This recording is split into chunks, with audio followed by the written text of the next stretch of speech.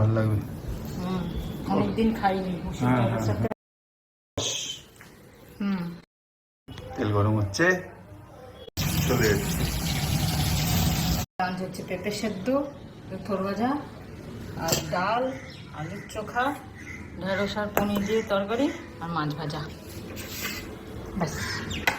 চলো আসতে যেতে কেন কি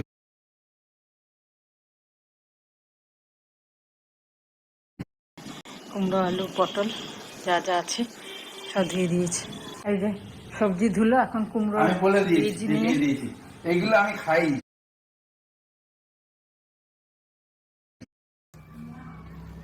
গোপা দিয়েছিল প্রসাদ, তাই আজকে কি সুন্দর দেখো দইটা, অসাধারণ। মিষ্টির দোকান আছে নিজের, মিষ্টির দোকান ভালো বেশি নিয়ে নিলাম যা।